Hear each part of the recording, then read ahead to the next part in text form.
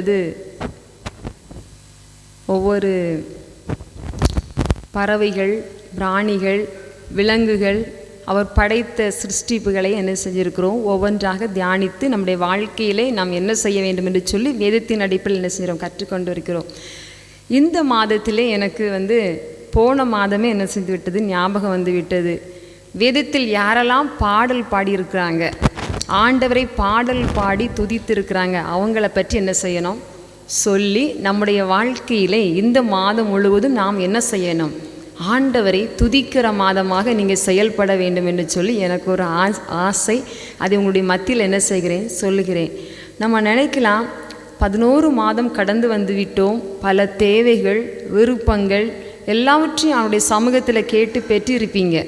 ஆனால் இந்த 12வது மாதத்தில் நீங்கள் கேட்டுக்கொண்டு தான் இருப்பீங்க. ஆனால் அதை இன்னையிலேருந்து என்ன செய்யணும், கொஞ்சம் ஒதுக்கி வைத்து விட்டு மீதி இருக்கிற நாட்களை, இவ்வளோ நாள் ஆண்டவர் என்னை என்ன செஞ்சார், நடத்தினார், என்னை பாதுகாத்தார் என்று சொல்லி அவருக்கு நீங்கள் என்ன செய்யுங்க, நன்றி செலுத்தி இனி பெற இருக்கிற நன்மைகள், நீங்கள் ஆசைப்படுகிற நன்மைகளையும் எனக்கு தருவார், தந்துவிட்டார், தரப்போகிறார் என்று சொல்லி விசுவாசமாக நீங்கள் அறிக்கை செஞ்சீங்கன்னா நிச்சயமாய் கர்த்தருடைய வாழ்க்கையில் இந்த மாதத்தில் என்ன செய்வார், களிகூற பண்ணுவார். வருகின்ற மாதமும் வருகின்ற புதிய வருடமும் நமக்கு இது எப்படி இருக்கும், ஆசீர்வாதமாகவும் அந்த வருஷத்தினுடைய முற்றிலும் முழு நாட்களும் நெய்யாய் அவருடைய பாதையில் எப்படி இருக்கும், நெய்யாய் பொழிகிற சொன்ன வசனத்தைப்படி நெய்யாய் பொழிவதற்கு ஆண்டவர் நமக்கு என்ன செய்வாராக, உதவி செய்வாராக. அதனால் நம்முடைய வாழ்க்கையில் இந்த மாதம் என்ன செய்யணும், மீதி இருக்கிற நாட்கள் ஆண்டவரை துதிக்கிற மாதமாக என்ன செய்ய வேண்டும், இருக்க வேண்டும். வேதத்திலிருந்து பல பெண்கள் என்ன செஞ்சிருக்கிறாங்க, துதித்திருக்கிறாங்க, ஆண்களும் துதித்திருக்கிறாங்க. அதே போல் இஸ்ரவேல் ஜனங்களும் என்ன செஞ்சிருக்கிறார்கள், துதித்திருக்கிறார்கள். எப்படி துதித்திருக்கிறார்கள் என்றால், நன்மை பெற்றால் துதித்திருக்கிறார்கள், அற்புதங்களை கண்டு துதித்திருக்கிறார்கள், எதிருடைய வாழ்க்கையிலிருந்து சத்துருக்களை மேற்கொள்ளாமல் என்னது ஜெயம் எடுக்கும்போது என்ன செய்திருக்கிறார்கள், துதித்திருக்கிறார்கள். இப்படி நிறைய காரியங்களை நம்ம என்ன செய்யலாம், பார்க்கலாம். யாத்திராக ஆதியாமத்தில் இருந்தே நம்ம என்ன செய்யலாம், இப்படிப்பட்ட காரியங்களை என்ன செய்யலாம், பார்க்கலாம். ஆனால் இந்த கடைசியாக இப்போ இந்த காலகட்டங்களிலே எத்தனை பேர் துதித்தார்கள், ஒரு 4 பேர் என்ன செஞ்சார்கள், துதித்தார்கள். தெரியுமா? இயேசு கிறிஸ்துவின் முதல் வருகை நாட்களிலே பாடல் பாடி ஆண்டவரை துதித்தார்கள்.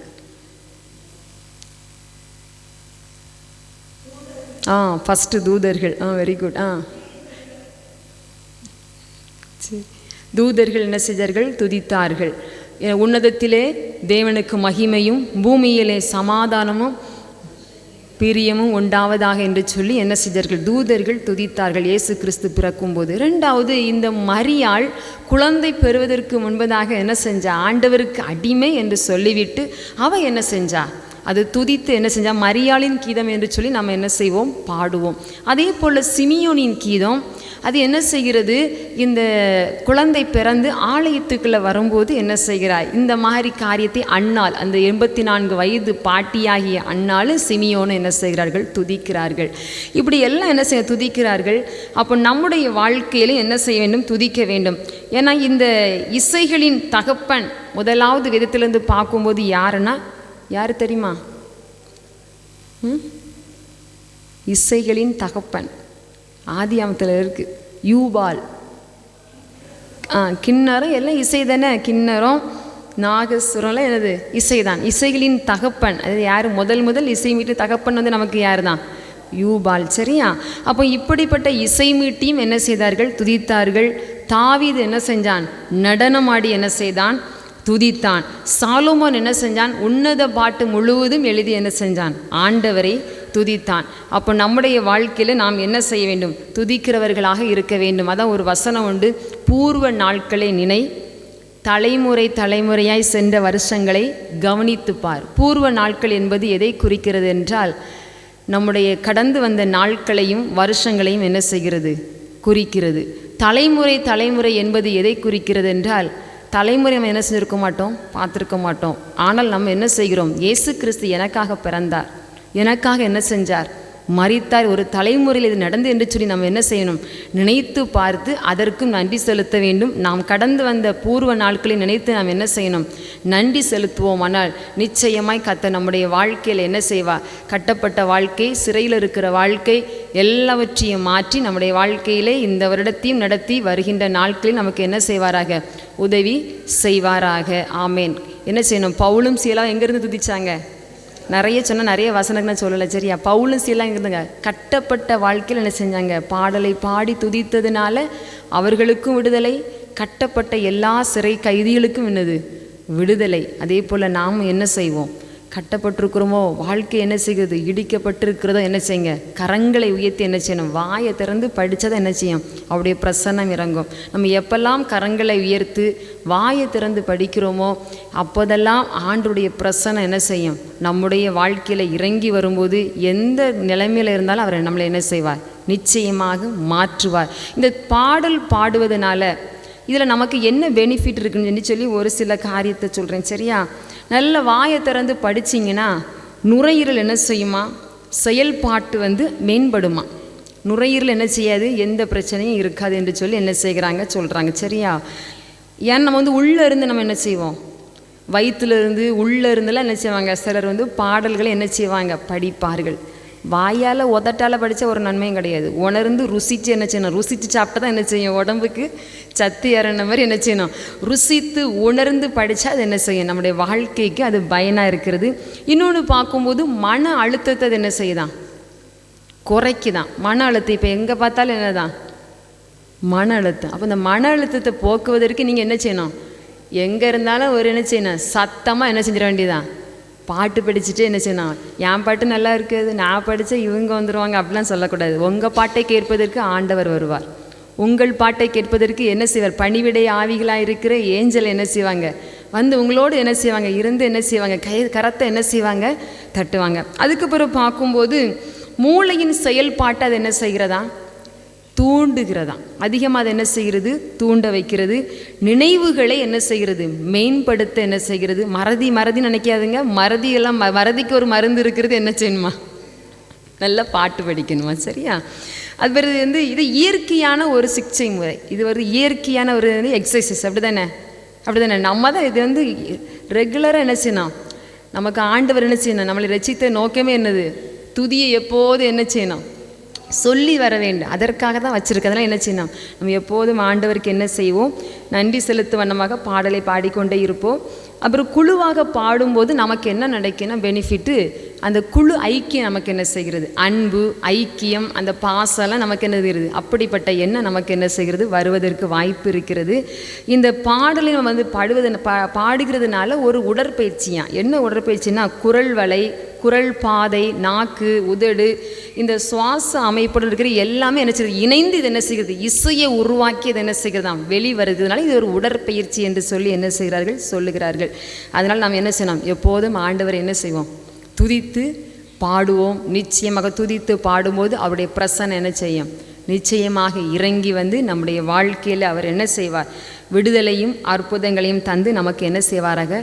உதவி செய்வாராக. 24 மூப்பர்களும் 4 ஜீவன்களும் இன்றைக்கும் தேவனாகிய கர்த்தரை எப்படி துதிச்சிட்டு இருக்காங்க?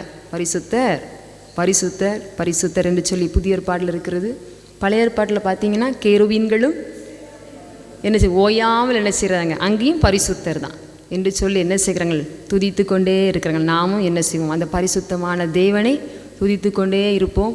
என்ன செய்வோம்? பெற்ற நன்மைகளை நன்றி செலுத்துவோம். பெற இருக்கிற நன்மைகளை என்ன செய்வோம்? விசுவாசத்தோடு நன்றி செலுத்துவோம். நிச்சயமாக கர்த்தர் நம்முடைய வாழ்க்கையில் என்ன செய்வாராக? உதவி செய்வாராக. ஒரு உண்மை சம்பவத்தை சொல்லி நான் முடிக்கிறேன். பல ஆண்டுகளுக்கு முன்பதாக நடைபெற்ற ஒரு சம்பவம். ஒரு ஆண்டவரை அறிந்த ஒரு தெய்வ குடும்பத்தில் உள்ளவர், அவங்களுடைய மனைவிக்கு திடீரென்று சொல்லி கை கால் விளங்காமல் நடக்க முடியாமல் ஆகிவிட்டது. நன்றாக இருந்தவர்கள் படுக்கையிலே ஆகிவிட்டார்கள். கையும் காலும் செயலற்று விட்டது. இதனால் இவங்க கணவன் ரொம்ப என்ன செய்தார்கள்? கஷ்டப்பட்டார்கள். ஒரு 6 மாதம் ஆகிவிட்டது. 6 மாதம் ஆகி கொஞ்ச நாள் கழித்து ஒரு ஊழியக்காரர் அவங்க வீட்டுக்கு ஜெபித்து என்ன பரிசுத்த ஆவினாலே ஜெபித்து அவங்க வெளிப்பாடாக சொன்னார்கள், நீ ஆலயத்துக்கு போ, ஆலயத்துக்கு போனால் உனக்கு என்ன உண்டு? விடுதலை உண்டு என்று சொல்லி இந்த வார்த்தை வந்துச்சான். இவங்க அந்த ஜெபித்து போய்விட்டார்கள். அந்த கணவன் நினச்சாங்க, நம்ம எப்படி இந்த மனைவியை என்ன செஞ்சுட்டு போக முடியும், ஆலயத்துக்கு தூக்கிட்டு போக முடியும். மனைவி நினைத்தார்கள், நம்ம எப்படி நடக்க முடியும், ஆலயத்துக்கு எப்படி போக முடியும், நன்மை பெற்றால் என்ன செய்யலாம், போய் நன்றி செலுத்தலாமே, நன்மை பெறாமல் எப்படி போக முடியும் என்று சொல்லி ஒரு சில நாட்களை கழித்தார்கள்.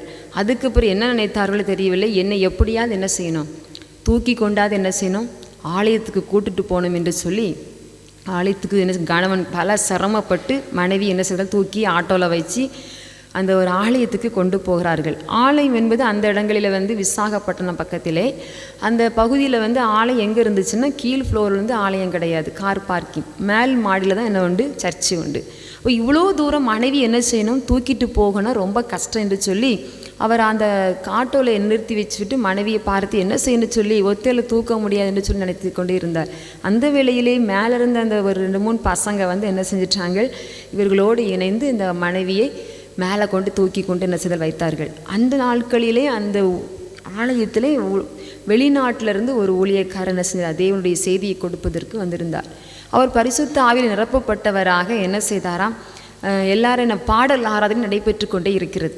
பாடல் ஆராதனை நடைபெற்று கொண்டிருக்கும் போது இவங்க அந்த டைமில் தான் உள்ளே போகிறாங்க. உள்ளே போகும்போது எல்லாரும் அந்த ஊழியக்காரர் சொல்கிறாங்க, கரங்களை உயர்த்தி என்ன செய்யுங்க, எல்லாரும் ஆண்டவரை என்ன செய்யுங்க, ஆராதனை செய்யுங்க, பாடலை பாடுங்க என்று சொல்லும்போது எல்லாரும் கரங்களை ஊற்றுறாங்க. இந்த அம்மாவுக்கு என்ன செய்யுது, கை கால் என்ன செய்யலை, பலனற்று இருக்கிறது, படுக்கையில் இருக்கிறார்கள். படுக்கையாக கட்டிலோடு தான் கொண்டு போயிருக்கு. இப்படி இருக்கும்போது இந்த அம்மாக்குள்ள ஒரு எண்ணிக்கை, ஒரு எண்ணம், நம்ம என்ன செய்யணும், கரத்தை தூக்க வேண்டும் என்று சொல்லி ஒரு ஏவுதல் வந்ததுனால அப்படி 2 கரத்தை என்ன செய்தார்களாம், லைட்டாக தூக்குனார்களாம். இதை பார்த்து கொண்டிருந்த அந்த சபையில் உள்ள போதகர் என்ன செய்தாராம், ஓடி அந்த கரத்தை என்ன செய்யணும், கீழே போற்றக்கூடாது என்று சொல்லி கரத்தை பிடித்து கொண்டு இன்னும் கொஞ்சம் தூக்குங்கம்மா, இன்னும் கொஞ்சம் என்ன செய்யுங்கம்மா, தூக்குங்கம்மா என்று சொல்லி தூக்கி தூக்கி கை என்ன செஞ்சிட்டு அப்படி தூக்கப்பட்டுச்சு. கால்களிலே பலன் என்ன செஞ்சு என்ன செஞ்சிச்சு, அப்படி நடக்க என்ன செய்ய, எலும்பி உட்கார்ந்து அவங்க எளிமை நின்று என்ன செய்தார்களாம், ஆண்டவரை என்ன செய்தார், பாடுகிறளாக ஒரு சகோதரியாக என்ன செய்த மாறி இப்போ இருக்காங்களான்னு தெரியவில்லை, ஆண்டவருக்காக என்ன செய்தார்கள், சாட்சியாக வாழ்ந்தார்கள். யோசித்து பாருங்கள், பாடலினாலும் நமக்கு என்ன உண்டு, விடுதலை உண்டு. பாடலினாலும் நமக்கு என்ன உண்டு, அற்புதம் நடக்கும். அதனால் என்ன செய்யுங்க, இந்த மாதத்தில் என்ன செய்யுங்க, நன்றி செலுத்துகிற பாடலாக என்ன செய்யுங்க, பாடுங்க. தேவையை கேட்காதுங்க. இந்த மாதத்தில் என்ன செய்யுங்க, நன்றி செலுத்துங்க. நிச்சயமாக நன்றி கூடைகள் என்ன செய்யட்டும், நிறையட்டும். கேட்குற விண்ணப்ப கூட தான் என்ன செய்து எப்பமோ நிறைஞ்சி இருக்குன்னு சொல்லி வேடிக்கையாக ஒரு சம்பவத்தை சொல்லுவார்கள். அப்படி இல்லை, இந்த நாட்களில் என்ன செய்யணும், நன்றி கூடைகள் என்ன செய்யட்டும், ஸ்தோத்திர பலிகள் என்ன செய்யட்டும், நிரம்பி வழியட்டும். கர்த்தர் அதற்கேற்ற பலனை நமக்கு என்ன செய்வாராக, தருவாராக. ஆமேன். அவை இந்த நாளிலும் உங்களுடைய சமூகத்தில் வந்திருக்கிற ஒவ்வொரு பிள்ளைகளையும் நான் அர்ப்பணிக்கிறேன். அப்பா, எங்களுக்கு தந்திருக்கிற இந்த வருடத்திலே கிருபையாக ஈவாக தந்திருக்கிற ஒவ்வொரு நாட்களையும் நினைத்து நாங்கள் நன்றி செலுத்துகிறோம் ஐயா. பூர்வ நாட்களை நினைத்துப்பார், தலைமுறை தலைமுறையாய் சென்ற வருஷங்களை கவனித்துப்பார் என்று சொன்ன வசனத்தின்படி எங்களுடைய நாட்களில் நாங்கள் கடந்து வந்த பாதைகளில் எத்தனையோ நன்மைகளை செஞ்சிருக்கிறீங்க அப்பா. எண்ணிக்கொள்ளவே முடியாது, நினச்சி பார்க்கவே முடியாது. பேப்பரில் எழுதினால் அது பத்தாதப்பா, அப்படி நன்மைகளை ஒவ்வொரு நாளும் செய்து கொண்டிருக்கிறீங்க. அதையெல்லாம் நினைத்து இந்த மீதி இருக்கிற நாட்களிலே உமக்கு நன்றி செலுத்துகிற பிள்ளைகளாக எங்களை மாற்றுங்க அப்பா. எங்களுடைய வாயிலிருந்து உதட்டிலிருந்து நன்றியை நீங்கள் விரும்புகிறீங்கப்பா. ஸ்தோத்திரங்களை அப்பா பிரியப்படுகிறீங்கப்பா. அதையெல்லாம் நாங்கள் இந்த மாதத்தில் ஏறெடுப்பதற்கு எங்களை எல்லாருக்கும் உதவி செய்யுங்க. பாடுகிறதுனால, துதிக்கிறதுனால விடுதலை வாழ்வை நாங்கள் அனுபவிப்பதற்கு, சிறையில் கிடக்கிற வாழ்வை மீட்டெடுப்பதற்கு, பலவீனத்தில் இருந்து ஒரு பலனை நாங்கள் பூரணமாய் விளங்க செய்வதற்கு எல்லாருக்கும் அனுக்கிரகம் செய்யுங்க. இதெல்லாம் என்னால் முடியாது, இவங்க படித்த என்ன நினைப்பார்களோ, நான் படித்த இவங்க என்ன நினைப்பார்கள்னு சொல்லி இப்படிப்பட்ட அந்த சந்தேகங்கள், அந்த கூச்ச சுவாபங்கள் எல்லாவற்றையும் இயேசுவின் நாமத்தினால் எடுத்து போட வேண்டும் என்று சொல்லி ஜெபிக்கிறோம். தைரியத்தை கொடுங்க. தேவனுடைய பிரசன்னத்தை உணரட்டும். உம்முடைய மகிமையை கண்ணால் காணட்டும் ஐயா. உம்முடைய பிரசன்னம் வந்தாலே அந்த இடத்துல அற்புதம் நடக்கும் ஐயா. பர்வதங்களை போல இருக்கிற பிரச்சனைகள் மெழுகு போல உருகி போகும் என்று சொன்ன தேவ வசனத்தின்படி எங்களுடைய வாழ்க்கையில் அப்பா உம்முடைய பிரசன்னத்தை நாங்கள் எங்கண்டு தம்மண்டை நாங்கள் எப்பா ஈர்த்து கொள்வதற்கு, உண்மை நாங்கள் வர வைப்பதற்கு, தொடர்ந்து நாங்கள் துதியோடும் பாடலோடும் உயர்த்துவதற்கு எங்களுக்கு ஏற்ற பலனை தாருங்க. வந்திருக்கிற ஒவ்வொரு பிள்ளைகளுக்கும் கர்த்தர் அப்படிப்பட்ட கிருபைகளையும் நன்மையும் கர்த்தர் கொடுக்க வேண்டும் என்று சொல்லி ஜெபிக்கிறோம். எல்லாரையும் தாழ்த்துகிறேன், அர்ப்பணிக்கிறேன். இயேசு கிறிஸ்துவின் மூலம் ஜெபிக்கிறோம் நல்ல பிதாவே, ஆமென்.